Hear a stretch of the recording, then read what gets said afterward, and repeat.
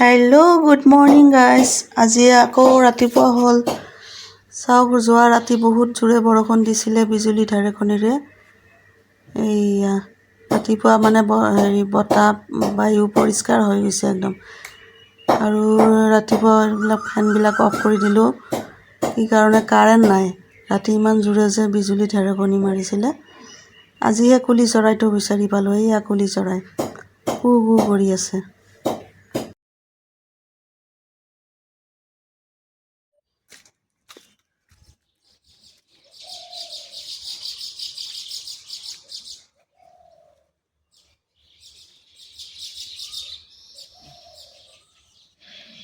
এতিয়া বৰষুণ নাই, গতিকে অলপ মৰ্ণিং ৱাকে কৰি আহোঁ। চাওকচোন, ৰাতি যে জোৰে বৰষুণ দিছিলে, সেইকাৰণে পানীবিলাক মানে বালি মাটি তথাপি পানী জমা হৈছে। ঠায়ে ঠায়ে মানে মাটিটো কোমল হৈ গৈছে, ভৰি মানে চেণ্ডেল সোমাই যায় ভিতৰত, এনেকুৱা হৈছে। আৰু চাওকচোন, গাড়ীখন তেওঁ চলাইছিলে মানে ঢাকি থোৱাই নাই, ময়ো পাহৰিলোঁ। এয়া চৰাই চিৰিকটিৰ মাত।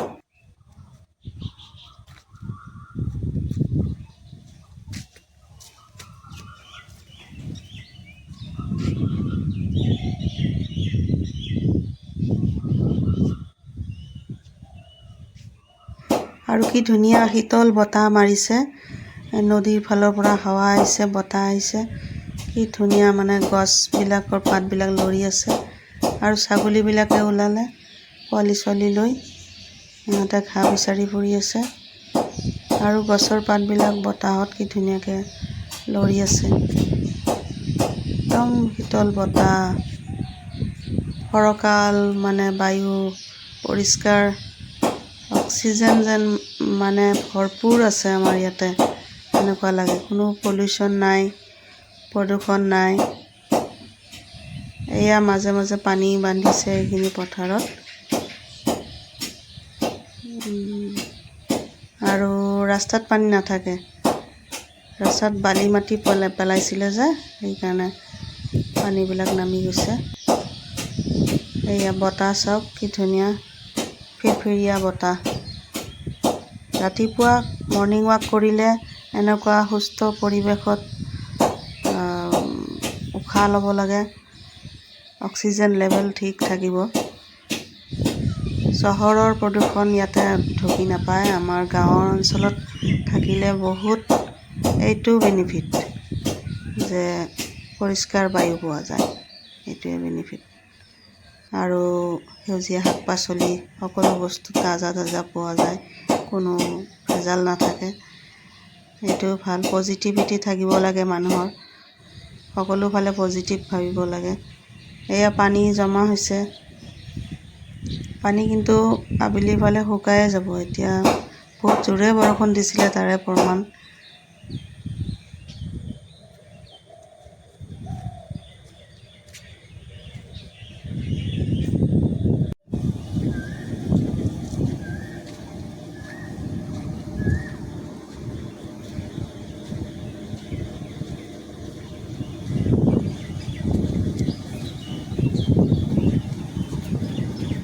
বেলিটো ইমান সোনকালে কিমান ওপৰলৈ উঠিলে। নামাজ পঢ়ি শুইছিলোঁ, এতিয়া অলপ পিছত মানে উঠি খোজকাঢ়িব আহিছোঁ। তাতে বেলি বহুত ওপৰলৈ উঠিলে। আৰু কুকুৰকেইটা জানেই মোৰ লগতে আহে। মই যদি ৰখোঁ সিহঁতেও ৰখি যায়, মই যদি খোজকাঢ়োঁ সিহঁতেও খোজকাঢ়ে। এনেকুৱা দুইটা কুকুৰে মানে মোক বডিগাৰ্ড কৰি লৈ যায়। এয়া চাওকচোন, এই গাড়ী দেখিছে, ইমান গাঁৱৰ ভিতৰতো আমাৰ যেনেকৈ গাড়ী আছে, এওঁলোকৰো আছে গাড়ী, ট্ৰেক্টৰ। আৰু এইখিনি ঠাই গাঁৱৰ বহুত ভিতৰত, ধুবুৰী টাউনৰ বহুত, ধৰি লওক 4-5 কিলোমিটাৰ ভিতৰত গাঁৱৰ, ধুবুৰী টাউনৰ পৰা। তথাপি ইয়াৰ মানুহখিনিয়ে ঘৰ দুৱাৰ বৰ ধুনীয়াকৈ বনাই আছে। বাইক গাড়ী আছে সকলোৰে নহয় দিয়ক, 2-3 ঘৰৰ আছে। আৰু এইয়া চাওক, মই ভাড়া ৰুমতে মোৰ চেণ্ডেল এৰি আহিছোঁ। মই হাজবেণ্ডৰ চেণ্ডেল পিন্ধি ঘূৰি ফুৰি আছোঁ, ডাঙৰ ডাঙৰ চেণ্ডেল। মই চেণ্ডেল অনা নাই, মই ইমান পেকিং লাগেজ লৈ ফুৰিব বেয়া পাওঁ। চেণ্ডেল কাপোৰ লৈ নাহোৱে মই। ইয়াতে মোৰ কাপোৰ থাকে, আহি এইবিলাকে পিন্ধোঁ। তাতো আছে, ইয়াতো আছে, অনা নিয়া কৰি নাথাকোঁ। বহুত বেয়া পাওঁ এই বেগ চেগ লৈ ফুৰা। এই আমাৰ টাৱাৰটো আমাৰ মানে মোৰ ভাই শহুৰৰ তেওঁলোকৰ মাটিত টাৱাৰ দিছে। আৰু এইফালে এইখিনিত আমাৰ পুখুৰীটো আছিলে, এতিয়া পানী নাই। বৰষুণৰ দিনত দেখুৱাম আপোনালোকক পানী ভৰ্তি হোৱা মাছ তাছ মাৰা সেইবিলাক দেখুৱাম যদি হয়গৈ। আৰু ৰাতিপুৱাৰ পৰিৱেশটো এনেকৈ মৰ্ণিং ৱাক কৰিলে, আজি ৰাস্তাত কাকো দেখা নাপালোঁ। সকলোৱে চাগে খোজকাঢ়ি গুচিয়ে গ'ল চাগে, মোৰ দেৰি হৈছে অলপ ওলাই আহোঁতে। ৰাতি যে লাইন নাছিলে, মোৰ মোবাইলটো ছুইচ অফ হৈ আছিলে, চাৰ্জে হোৱা নাই, মানে চাৰ্জত লগাই দিছোঁ, নাই চাৰ্জ হোৱা নাই, ছুইচ অফ। এতিয়া মই ইনভাৰ্টাৰত চাৰ্জ কৰি পেলাই লৈ আহিছোঁ। এতিয়া ইনভাৰ্টাৰৰ ছুইচটো মানে সেইটো ৰুমত আছিলে, আমাৰ বেডৰুমত নাই, এইকাৰণে এনেকুৱা হৈছে, দেৰি হৈছে। এইটো চাওক কি ফুল, এইটো নামটো ক'বচোন, মই নামটো পাহৰিলোঁ।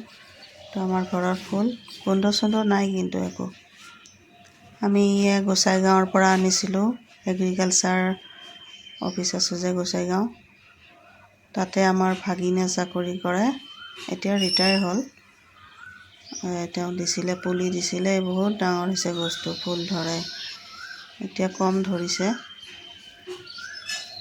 আৰু বৰষুণৰ পানীবিলাক লাগি আছে গছৰ পাতত, জোকাৰিলে পানী পৰে। এইটো ড্ৰেগন ফ্ৰুটৰ গছ, আৰু এইবিলাক সাগৰ ফেনা মানে কেকটাছ। এই কেকটাছ গছ বোলে ঘৰৰ আগফালে থ'ব নালাগে, কয় মানুহে কাজিয়া পেচাল লাগে বুলি, কিন্তু ইমান ভাল লাগে ন দেখিবলৈ। এয়া হৈছে মানি প্লেণ্ট।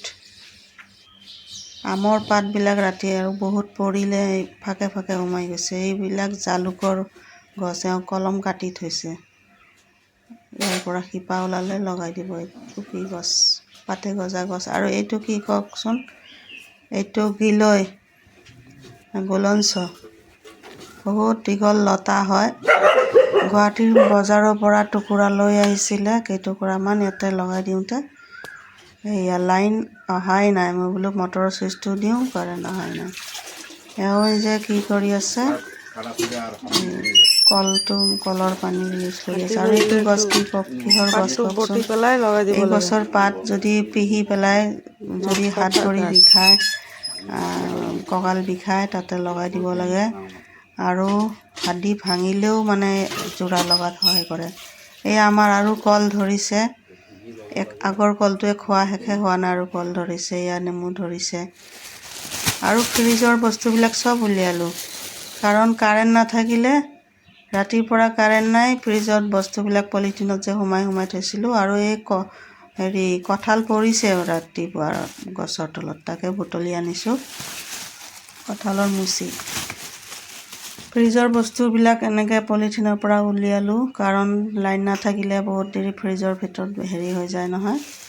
আৰু আমাৰ এওঁ বজাৰ কৰে, চাওক ইমান বেছিকৈ, আমি দুজন মানুহে ইমান চব্জি কিনিছে চাওক। এইয়া শাকবিলাক ওলাওঁ, আজি শাকখিনি গোটেই বাচিব লাগিব। পদিনা আছে ইয়াতে, এইটো পদিনা, এইটো গেছৰ কাৰণে ভাল, চাটনি কৰিম। আৰু পুঁই শাক বোলে ৰৌ মাছৰ লগত খাব লাগে, মাছ আনিলে বনাম।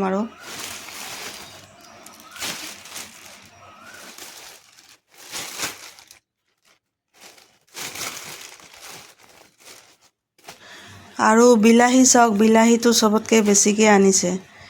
বিলাহীৰ এওঁ কেতিয়াবা চচ বনায়, চাটনি বনাওঁ। বিলাহীটো প্ৰত্যেক তৰকাৰীতে দিয়াই হয় প্ৰায়, পিঁয়াজ, বিলাহী, এইবিলাকতো প্ৰতিটো তৰকাৰীতে মানে লাগেই, আৰু সেইকাৰণে বেছিকৈ আনিছে। ইয়াৰ বিট মই চিলাই থৈছিলোঁ, কৰিম বুলি, খাম বুলি, চালাড। আৰু বেল দেখিছে, বেল কেইটা অনা হৈছে, বেলৰ চৰবত বনাব লাগিব। আৰু জলকীয়াখিনিও ওলাই আনো, লাইন নাই, এইটো পচি যাব, পিছত লাইন আহিলে আকৌ সোমাই থৈ দিম। এয়া গোল গোল বাঙি, আপোনালোকে কি বুলি কয়, বাঙি বুলি কয় না? এয়া খালে একদম পেট ঠাণ্ডা হয়, পায়খানা ক্লিয়াৰ হয়। আৰু এইটো হ'ল কি, এইটো কি শাক, নিমপাত নেকি? নিমপাতো থোৱা হৈছিলে। এয়া চব্জিবিলাক চব উলিয়াই দিলোঁ আৰু পিছত কাৰেণ্ট আহিলে ভৰাই দিম। ফ্ৰিজটো বহুত পুৰণা, 15-20 বছৰমান হ'ল।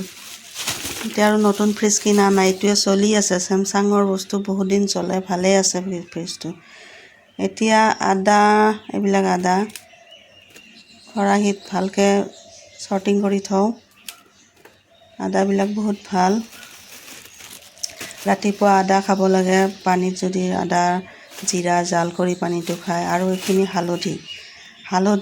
হালধিও দিব পাৰে, কেঁচা হালধি মুখত লগাব পাৰে। হালধিখিনি পলিথিনতে থাক নেকি, মিহলি হ'লে মানে গম পোৱা নাযায় কোনবিলাক আদা কোনবিলাক হালধি। বেলেগকৈ থৈ দিম আৰু পলিথিনত থ'লে বেয়া হৈ যাব। আৰু এইবিলাক কি, এই নিমপাত, পুদিনা, তাৰমানে চব মেডিচিনেল বস্তুবিলাক ঘৰত থাকিব লাগে। আমাৰ এতিয়া চাওকচোন, বহুত মানুহৰ লিভাৰৰ বেমাৰ, লিভাৰ কেঞ্চাৰ, তাৰপিছত ফেটি লিভাৰ, বহুত ধৰণৰ বেমাৰ আহিছে নহয়, কেঞ্চাৰকে ধৰি। এয়া মই এইবিলাকতে এতিয়াহে উঠিছে, মই বিচনাখন উঠাওঁ, মানে ভালকৈ উঠাম পিছত। আগত এই চব্জিবিলাক আগত ঠিক কৰিম বুলি ভাবিছোঁ। আজি বিচনা চাদৰ, গাৰু, বালিচৰ ৱাৰ এইবিলাক চব আজি মেচিনত দিম। বহুত দিন হ'ল ধোৱা নাই। আগতে চব্জিখিনি ঠিক কৰি লওঁ, তাৰপিছত কাপোৰ চাপোৰ ধোৱা হ'ব আজি। এইটো বহুত দিনৰ পুৰণা ষ্টেণ্ড, কিন্তু চলি আছে, বেয়া হোৱা নাই। অকণমান ভাঙিছে এক চাইডত। ফ্ৰিজৰ পৰা বস্তুখিনি যে ওলালোঁ, এতিয়া ইয়াতে থৈ দিম লাইন নহালৈকে। তাৰপিছত লাইন আহিলে আকৌ ভৰাই থৈ দিম। দুদিনমান বাহিৰত থাকিলেও একো নহয়। ফ্ৰিজতো যদি আমি বস্তুবিলাক ভালকৈ এনেকৈ পলিথিনত বান্ধি নথওঁ, তথাপি মানে বেয়া হৈ যায়। এইটো কি, ভেদাইলতাৰ কি বড়ি বনাই হয় না? বৰা বনাম বোধহয় আজি। এইবিলাক বাচি থৈ দিছে পলিথিনত। আমাৰ মহিলাসকলৰ কাম শেষে নহয়, কৈছিলোঁ নহয়। ৰাতিপুৱা উঠিয়ে আমি কাম কৰিব নোখুজিলেও এটাকে ওলায়ে থাকে। এইবিলাক লোকেল তিয়ঁহ, বেকাবিকি হ'লেও একো নহয়, লোকেল বস্তু খাব লাগে, সাৰ দিয়া নহয় দে। এইবিলাক চৰৰ পৰা মানে লোকেল ভেণ্ডৰে লৈ আহিছিলে। আৰু ইয়াক তিতা কেৰেলা আমাৰ ঘৰৰ নহয় দিয়ক, এইবিলাক চব সেইদিনা যে বজাৰলৈ গ'লোঁ ধুবুৰী, তাৰ পৰা কিনা হৈছিলে মেলাত যোৱাৰ দিনা। আৰু পিঁয়াজ বহুত কিনিছে, যিহেতু প্ৰতিটো তৰকাৰীতে মানে পিঁয়াজ বেছি লাগে। পিঁয়াজটো, আলু, বিলাহী এইবিলাকতো লাগিবই আৰু। পিঁয়াজৰ এই খৰাহীটো বহুত দিন যোগ কৰা হোৱা নাই। আগৰ ধূলি মাকতিবিলাক হেৰি কৰি দিওঁ, ভালকৈ পিঁয়াজখিনি ঢালি থৈ দিওঁ। অনাৰ পিছত এইখিনি হেৰি কৰাই হোৱা নাই নহয়। আজি বোলো এইবিলাক বস্তু চিজিল কৰোঁ। এই পলিথিনৰ ইমান গাঁঠিবিলাক খুলিবলৈ মন নাযায়, একদম ফালিয়ে দিছোঁ আৰু পলিথিন। গাঁঠিবিলাক খুলিব নোৱাৰি। এইয়া হালধি আদা দেখুৱাইছোঁ আপোনালোকক। তাৰপিছত আলুবিলাক এক চাইডত থ'লোঁ। এইটো মাছ আলুৰ গুটি এটা থাকিলে, বেচেৰা অকলে কাৰণে তাক ৰন্ধাই নহয়। তাৰপিছত মাছ আলু যেতিয়া উঠাব তেতিয়া ভাল, বহুত ডাঙৰ ডাঙৰ হয় আমাৰ মাছ আলু। এইখন যে কাঁহৰ থালি, এইটো বিচাৰি পোৱা নাছিলোঁ। যোৱাকালি ঘঁহি চাফা কৰিব পাৰিলোঁ হয়। আজি চাওঁ গডৰেজৰ তলত সোমাই আছে। তাৰমানে আমি ইয়াত নাথাকোঁ বুলি গডৰেজৰ তলত বোধহয় ময়ে সোমাই থৈছিলোঁ। ইয়াতে চুৰ হয় নহয়, আমাৰ আগতে ঘৰত চুৰি হৈছিলে। আমাৰ cylinder, rice cooker, pressure cooker, পাকঘৰৰ বস্তু চব চোৰে লৈ গৈছিলে। সেইকাৰণে কি কৰিম আৰু, উপায় নাই। কাঁহৰ থালিৰ বহুত দাম। এয়া আমি বাঙি গোল গোল বাঙিবিলাক যে চিলালোঁ। ৰাতিপুৱা বোলে ভোক লাগিছে, বোলে বাঙিকে খালোঁ। সেই মহিলাজনী আহিছে আজি, দেই ভালেই হৈছে।